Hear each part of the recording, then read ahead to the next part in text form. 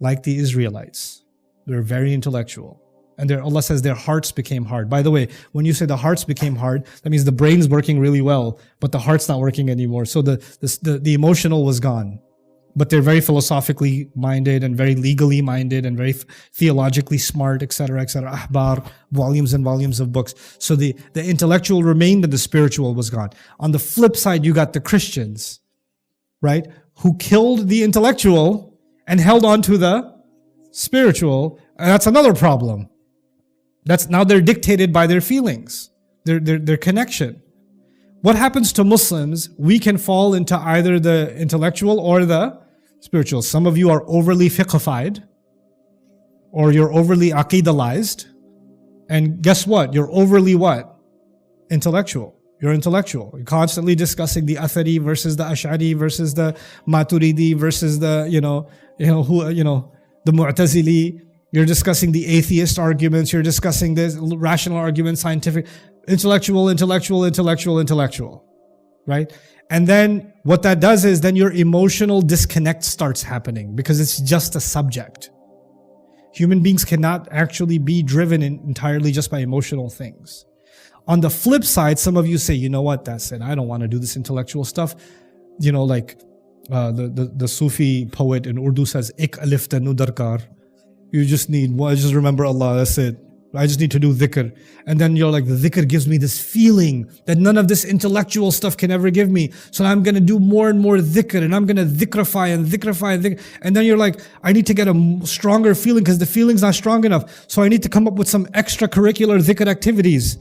And then you're going to get more creative with the dhikr activities. And then then some of them might involve turning the lights off. And some of them might involve some other, spinning around or whatever you're going to come up with because you need the feeling. The feeling I got, the feeling, oh.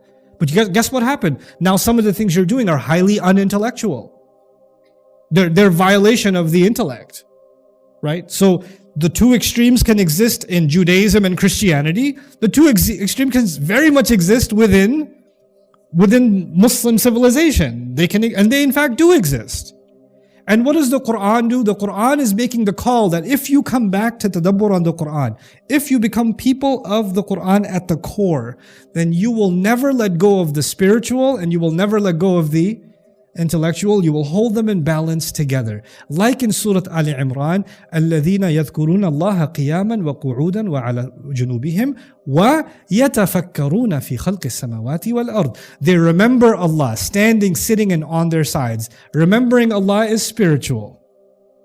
And they think deeply about the creation of the skies and the earth. Thinking is what?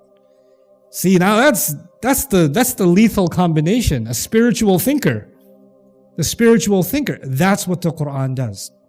That's what the Quran's impact is. That's why the Quran is the way it is. If the Quran was purely an intellectual book, if it was purely intellectual, then Allah would not have to repeat His tasbih in 5 different surahs. He could just say it once, you got it, I got the concept. I just need a concept, just give me the concept, let's move on. By the way, if the Quran was just a book of concepts, you could probably fit it on 2 pages. If you just want the concepts. But the Quran is conceptual, it's intellectual, but it's also what? It's spiritual. There's another side. And those two fuse together because at the end, by the way, let me now bring this home. These two things together, what do they make?